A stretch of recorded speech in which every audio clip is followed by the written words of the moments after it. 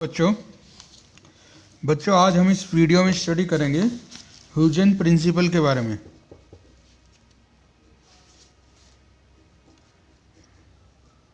Huygens principle.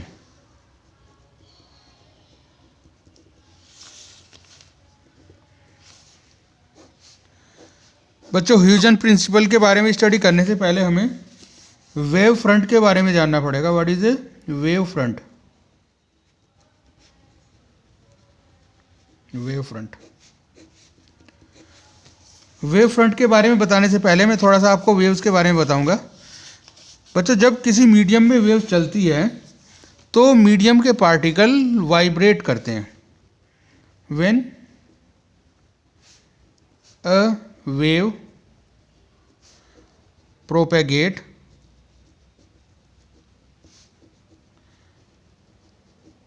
through a medium,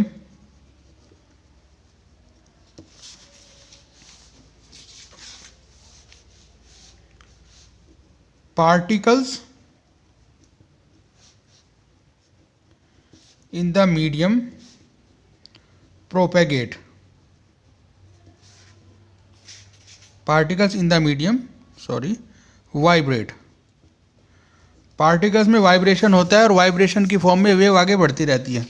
ठीक है, तो जब पार्टिकल्स में वाइब्रेशन होता है तो vibration is a kind of oscillatory motion.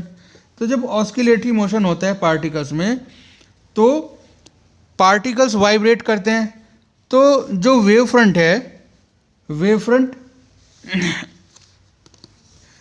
Front जो है ऐसे पार्टिकल्स को मिलाकर बनता है। जब कोई किसी मीडियम में वेव चलती है, जिन पार्टिकल्स का वाइब्रेशन सेम फेज में होता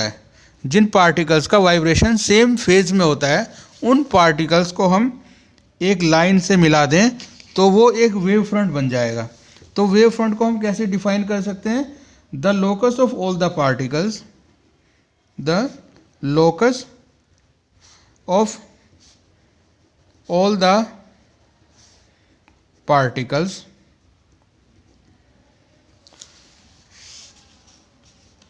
of the medium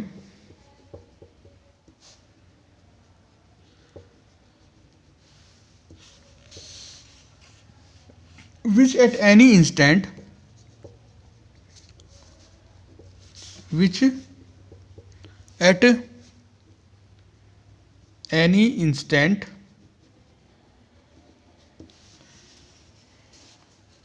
are vibrating in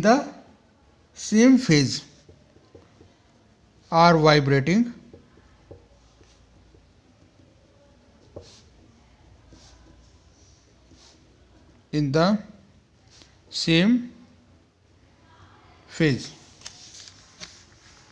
ठीक है, constitute a wave front।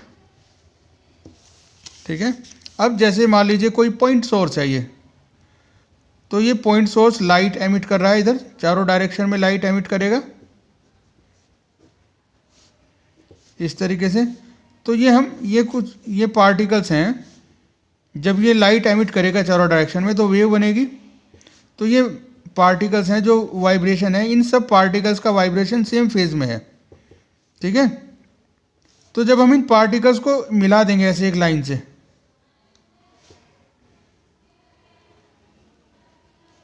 now this line gives us a wave front. This is a wave front.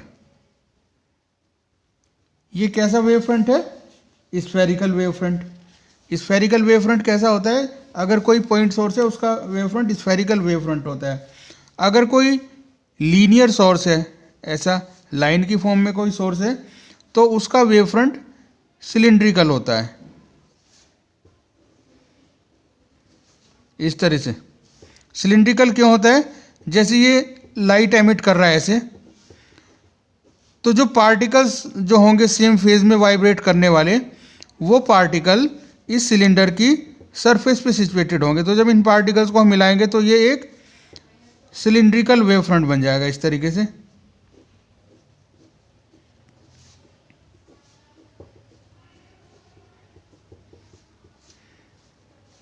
और एक होता है plane wave front. Plane wave front ऐसे होता है, इस तरह से।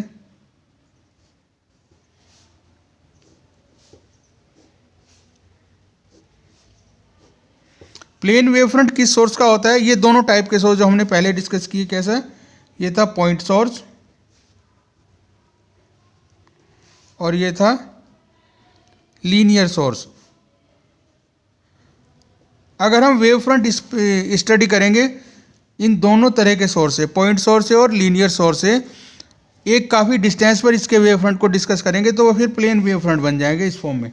ठीक है, तो ये आपका हो गया वेव फ्रंट के बारे में। अब हम पढ़ेंगे ह्यूजेंस प्रिंसिपल के बारे में। ह्यूजेंस प्रिंसिपल, अब देखो ह्यूजेंस प्रिंसिपल क्या है।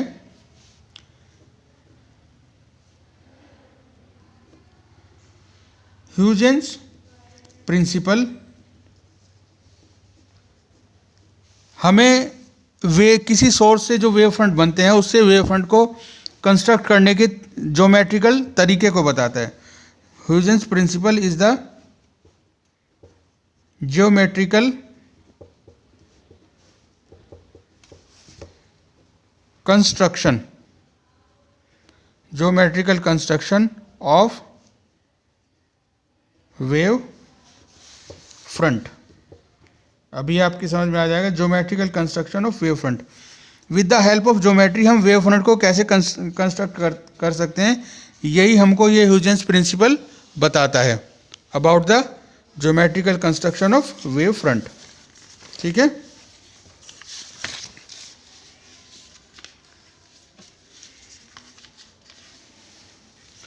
अब देखो this principle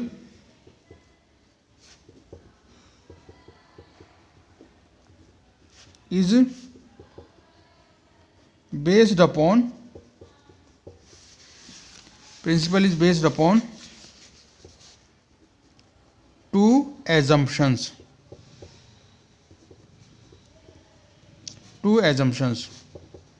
These assumptions are: number one, each point on the given primary wavefront act as a source on the secondary wavefront. Each point on the primary wavefront acts as a source for secondary wave front. अब देखो ये primary wave front क्या है? एक wave front है, उसको हम पहले प्राइमरी वेव फ्रंट लेंगे, फिर उस प्राइमरी वेव फ्रंट से सेकेंडरी वेव फ्रंट बनेगा।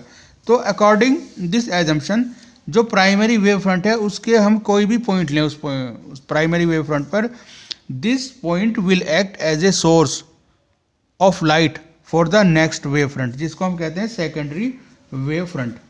ठीक है, assumption number 2, the new position of the wave front at an instant is the envelope of the secondary wavelet.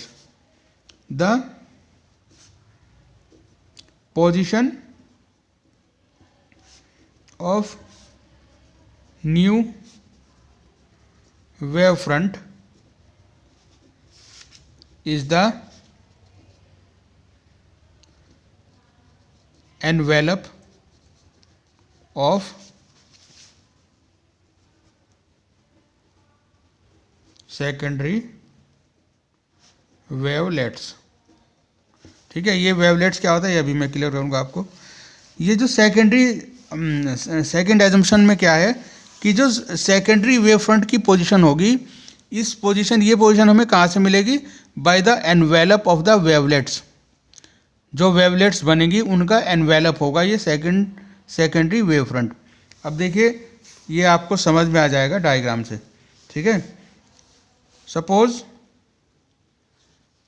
ये कोई वेव फ्रंट है, ठीक है, ये वेव फ्रंट है, इस पर हम कुछ पॉइंट कंसीडर करते हैं। इसी डायग्राम से आपको ह्यूजन प्रिंसिपल समझ में आ जाएगी। हम पॉइंट्स इस पर कंसीडर करते हैं। Suppose these points are A B C D and E. ठीक है, अब ये हमारा जो वेव फ्रंट है ये हमारा प्राइमरी वेव फ्रंट है, इसको हम डिनोट करते हैं ए से। ठीक है, अब ये जो पॉइंट्स हैं अकॉर्डिंग ह्यूजन प्रिंसिपल, ये जो पॉइंट्स हमने यहाँ पर डिनोट किए हैं ए बी सी डी ई, ये पॉइंट अब सेकेंडरी वेव फ्रंट जो आगे बनेगा उसके लिए एज ए सोर्स की तरह एक्ट करेंगे। ठीक है, अब सोर्स, अब इसमें सेकेंडरी वेव फ्रंट की पोजीशन क्या होगी? अब देखो सेकेंडरी वेव फ्रंट की पोजीशन हम यहाँ पर ज्योमेट्रिकली कंस्ट्रक्ट करेंगे। कैसे करेंगे?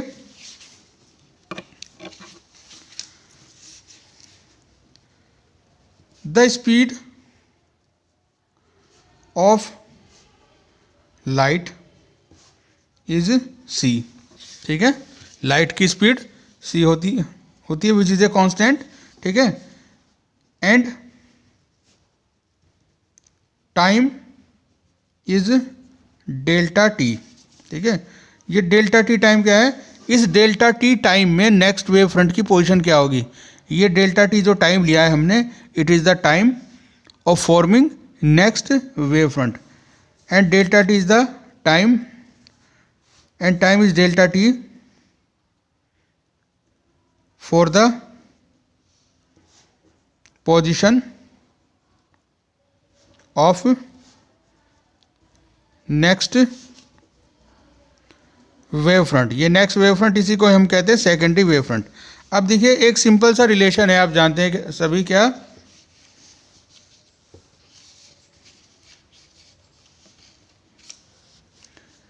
Distance is equal to velocity into time.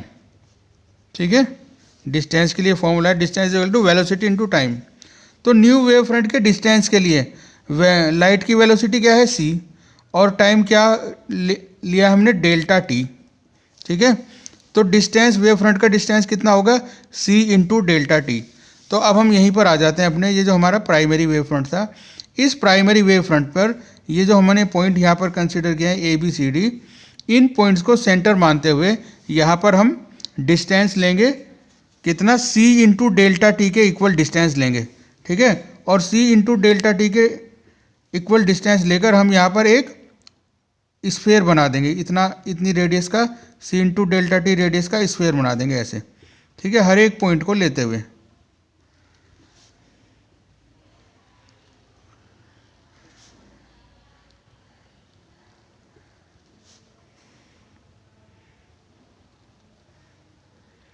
कितना डिस्टेंस लिया हमारा? ये इस स्फीयर की रेडियस कितनी है?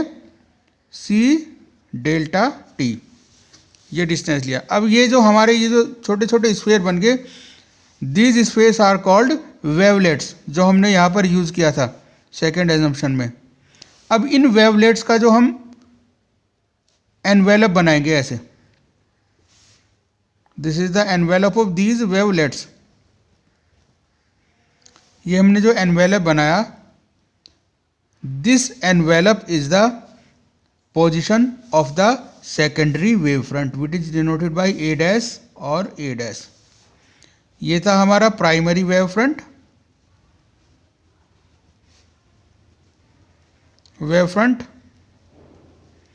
और ये हमारे जो वेवलेट्स बने किससे?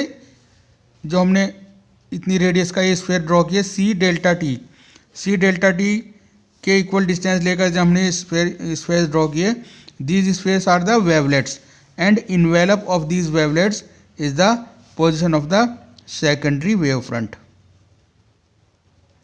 Secondary wave front. ठीक है, अब ये प्राइमरी वेव फ्रंट से ओरिजिनेट हुआ सेकेंडरी वेव फ्रंट। अब अगले वेव फ्रंट के लिए ये जो सेकेंडरी वेव फ्रंट था ये प्राइमरी वेव फ्रंट बन जाएगा। इस तरीके से वेव फ्रंट आगे की डायरेक्शन में चलते चले जाते हैं और लाइट प्रोपेगेट करती चली जाती है in the form of wave fronts. This is the Huygens principle. अब यहाँ पर एक वेव फ्रंट बैकवर्ड डायरेक्शन में भी बनता है। ठीक है, इस तरीके से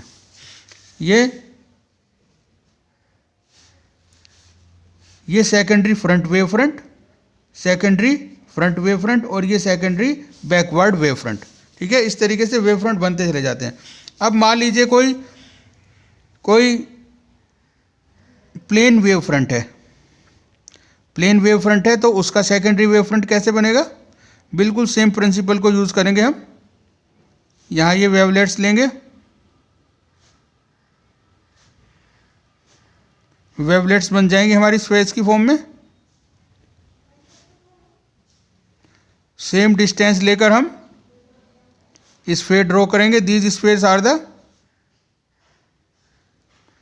वेवलेट्स।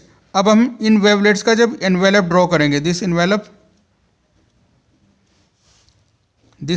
इज द, ये हमारा था A is the primary wave front and A dash is the secondary wave front, secondary forward wave front. ठीक है, और ये हमारा बैकवर्ड डायरेक्शन में बनेगा secondary backward wave fronts, backward wave front. इस तरीके से प्राइमरी वेव फ्रंट से सेकेंडरी वेव फ्रंट ओरिजिनेट होता है और वेव फ्रंट बनते चले जाते हैं और लाइट आगे प्रोपेगेट करती चली जाती है। This is the Huygens principle. आप इसको अच्छे से वॉच करेंगे वीडियो को और इस टॉपिक को अच्छे से लर्न करेंगे। Okay, thank you.